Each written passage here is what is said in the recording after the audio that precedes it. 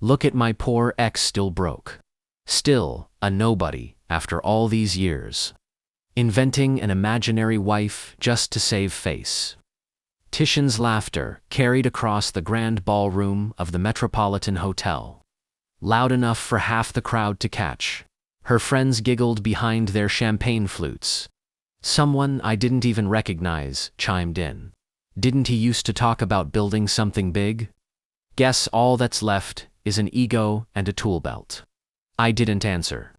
I just sat near the back with a glass of ice water, watching her. Here is the part nobody in that ballroom knew yet. The part you need to sit with for a second. 2 days before that reunion, my legal team finalized a $412 million infrastructure contract with the city. My name was on the paperwork, not just a corporate shell. My name is Julian Vance. I'm 42 years old. And I've spent most of my life believing one simple truth. A man's worth isn't measured by what people say about him at a party. It's measured by what he builds when nobody's watching. 20 years in construction taught me that. My first marriage taught me it twice as hard. 8 years ago, my ex-wife walked out of our house on the south side with 2 suitcases and a look on her face. Like she'd already moved on before packing the first bag. I didn't chase her down the street. I didn't call her family begging for a second chance. I let her go, and I went quiet. Some folks mistake quiet for broken. They are never the same thing. 2 days before the reunion, my old friend Clara had pushed me to go.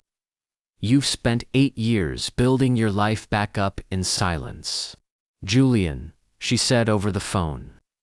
Go to that reunion not to prove anything, just to close the door properly. I wore a plain charcoal suit. No flash, no statement. My current wife, Maya, had a foundation board meeting. Running late, she runs an education fund for kids across the city. Work she cares about far more than any gala. She told me she would catch up with me later. When I walked into the ballroom, Titian was the first face I saw. She stepped closer, drink in hand, pitching her voice for maximum audience impact. Still alone, Julian? Or are you still out there swinging a hammer for a living, hoping somebody notices? I looked her dead in the eye, calm, steady. No, I said quietly. I'm married. For one full second, the cluster of old classmates went quiet. Then Titian laughed, a big, performative laugh meant to convince the room before it convinced her. Married. That's rich, Julian. 3 years now. And where is this mystery wife tonight? Does she only exist in your head? Standing right beside her was a man I'd learned to know well, Marcus. Tailored suit, perfectly groomed. Eyes that kept dropping to my wrist, not to admire my watch, but to measure it, like he was trying to solve a math problem. She's finishing up a meeting downtown, I replied. She'll be here soon. Titian waved a hand dismissively. Still poor? Still alone? Even if you've invented somebody to sit next to you? I let her words pass through me without taking root. I remembered the old days, nights standing in the freezing rain, outside a conference center, waiting for Titian to finish a networking event.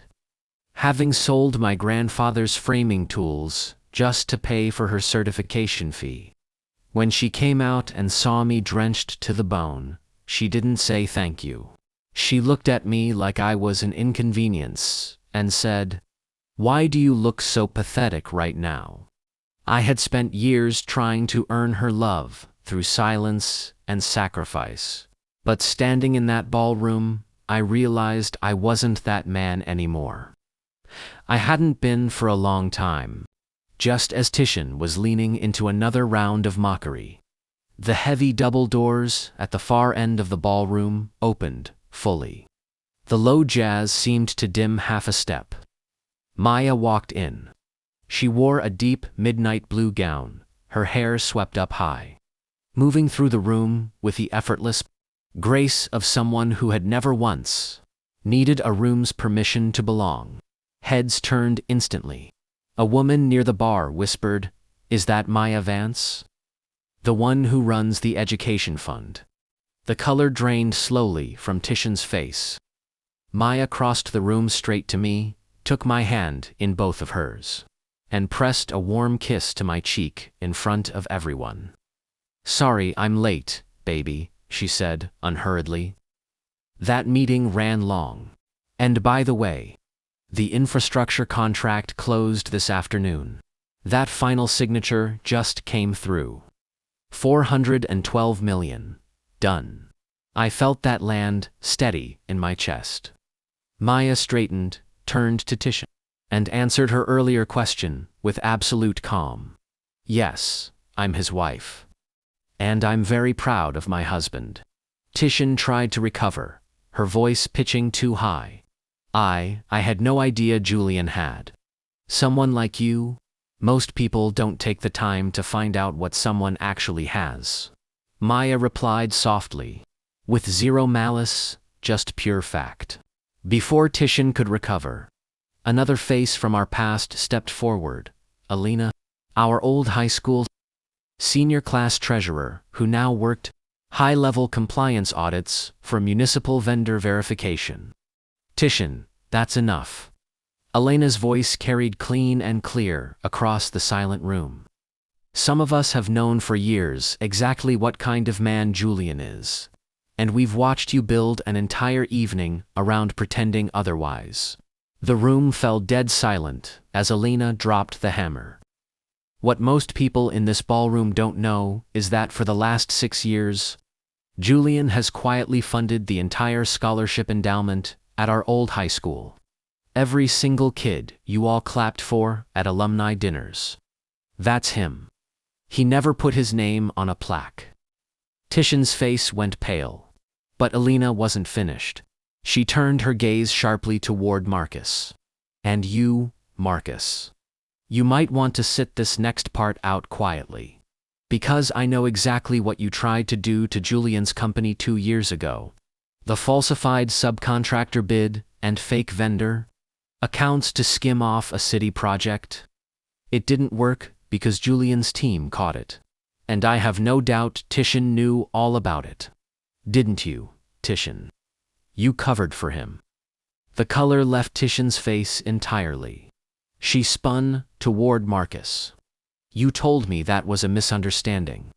Don't put that on me right now," Marcus said coldly, taking a sharp step back, his polished facade instantly melting away to reveal a man calculating his exit. Realization hit Titian like a physical blow. She had traded a loyal, hard-working man for status, only to discover that her new partner was a fraud. Who would abandon her the second? The ground shook. The foundation she had built her arrogance upon completely shattered. I stood there with my wife's hand warm in mine.